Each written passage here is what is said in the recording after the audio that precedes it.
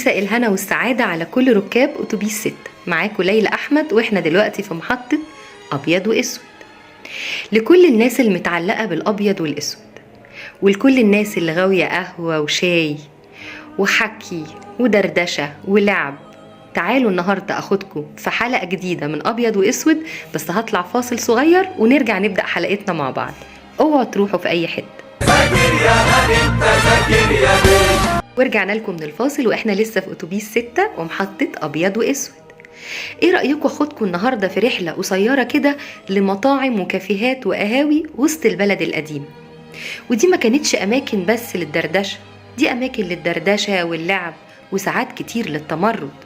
والاقدم في الكافيهات دي عدى عليه اكتر من 100 سنة، زي النادي اليوناني اللي تأسس سنة 1906 وكان في الأصل للمغتربين اليونانيين في مصر، وبقى مركز ثقافي للفنانين والمثقفين، وبيعتبر النادي اليوناني جزء مميز من تاريخ وثقافة وسط البلد. ريتشي أو كافيه ريتشي، والمكان ده شهد تحولات تاريخية وثقافية وسياسية على مدى سنين كتير. كان أكتر من مجرد مقهى، ومن بين عملائه المميزين نجيب محفوظ. ما كانش بيفوت يوم من غير ما يروح ريتشي علشان ياخد القهوة بتاعته. المكان اللي جاي بقى كان ليا الحظ في اني اقعد فيه، اشرب فنجان شاي لطيف واكل قطعة جاتوه حلوة. هو جروبي، أسسه جاكومو جروبي، وده من أصول سويسرية، وأسس المكان على الطراز الفرنسي في تمانينات القرن الماضي بعد الحرب العالمية الأولى. جروبي اعتمد على تقديم القهوة والحلويات بطرق مختلفة ومميزة وكانت جديدة على المصريين، وبدأت شهرة المكان تزيد يوم بعد يوم لحد ما الملك فاروق بقى مغرم بالقهوة والشوكولاتة الخاصة لجروبي. تعالوا بقى أخدكم ونتمشى شوية لخان الخليل عشان نشرب أحلى كوباية شاي بالنعناع على الفيشاوي. أيوة، قهوة الفيشاوي.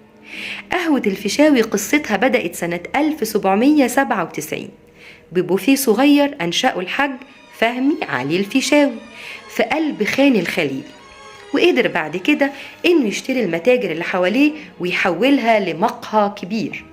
الفيشاوي مقهى شرقي خاص مميز بترابيزاته الخشب المشغولة والمقاعد اللي شبه الكنب العربي ومراياته اللي هتلاقيها متعلقة في كل مكان جوه القهوة.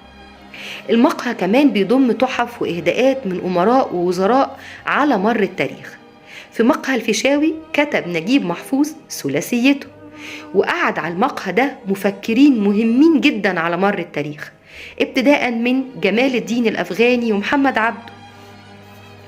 الفيشاوي ملوش منافس في القاهرة، وعشان أقولك على سر، قهوة الفيشاوي دايما زحمة، بس أحسن وقت تقعد على الفيشاوي وتشرب أحلى كوباية شاي بالنعناع هي ساعة الفجرية.